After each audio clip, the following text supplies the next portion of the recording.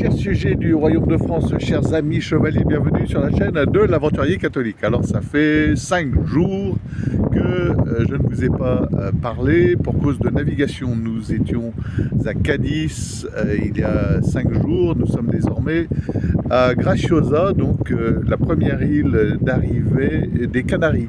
C'est un mouillage où habituellement on termine cette première traversée. C'est assez intéressant ici car beaucoup de gens arrivent ici pour la première fois. En ce qui me concerne, je crois que c'est la 6e, et viennent mouiller ici avec des étoiles plein les yeux. C'est la première grande navigation, et arriver aux Canaries représente un certain engagement, puisque retourner en Europe à partir des Canaries nécessite de faire un grand tour dans l'Atlantique, car on ne peut difficilement remonter au près vers la France, vers l'Espagne, le Portugal. Voilà, ça suppose d'arrondir un grand tour d'Atlantique. Donc venir aux Canaries, c'est un engagement.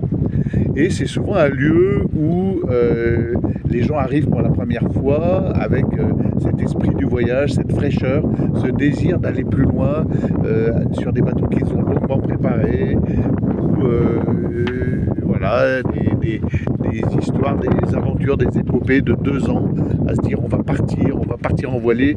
Alors voilà, c'est souvent le lieu des rencontres intéressantes où on est émerveillé d'avoir fait ces 5 jours de mer qui séparent le continent européen de ces îles au large de l'Afrique. Voilà. Donc comme vous l'entendez, le vent souffle, il ne fait pas beau du tout. Nous sommes dans un flux de nord assez fort.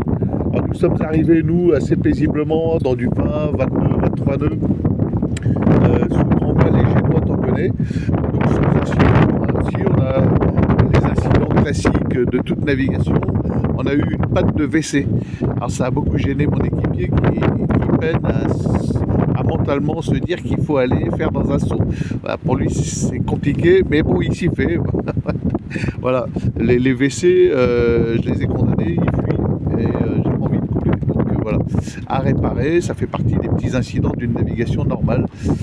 Autrement, tout va bien à bord, on n'a rien cassé, les voiles sont nickel, le tampon acheté à Torrevieja, que vous voyez là, ici, là, attends, comment mettre mon doigt, nous a servi non-stop.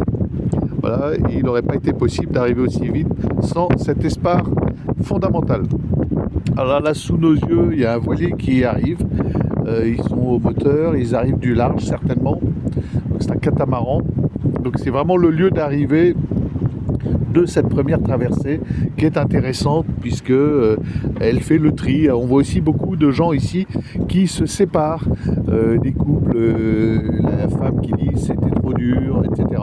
Ça arrive assez fréquemment, et on retrouve les voiliers après 2 ans d'attente, 3 ans de préparation, les voiliers sont à vendre aux Canaries.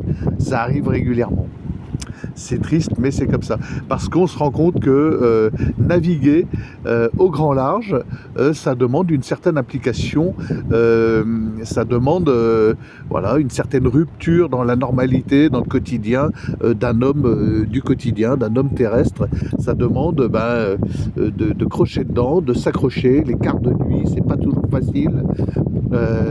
S'astreindre à réparer ce qui casse au fur et à mesure, à entretenir, à être vigilant, à ne dépendre que de soi surtout. C'est pas toujours facile pour l'homme du quotidien et pour la femme du quotidien, l'homme en général, l'homme avec un grand H. Et c'est souvent un lieu où les gens se rendent compte de la verticalité, de l'exigence de naviguer au grand large, de la navigation hauturière. Voilà, je reviendrai vers vous avec des considérations plus philosophiques, les amis. Voilà, c'était pour vous annoncer. On est très content d'être arrivé ici à Graciosa. Vous voyez ce mouillage, c'est le mouillage de Playa Francesa. C'est un mouillage où on arrive avec les yeux qui brillent après 5 jours de mer. En l'occurrence, on a fait 4 jours de mer, plus l'arrivée hier soir à 2h du matin, ou 1h, voilà, on est arrivé en vue des îles à la tombée du soir. Et on est arrivé au mouillage à 1h du matin. Voilà, donc il n'y avait pas de lune, c'était le noir absolu. il n'y a pas d'éclairage, pas de balisage ici. Et donc on est arrivé sans encombre. On a mouillé 2 nuits entre les bateaux et on a pu passer une nuit sereine avec un vent assez fort d'ailleurs au mouillage. Voilà.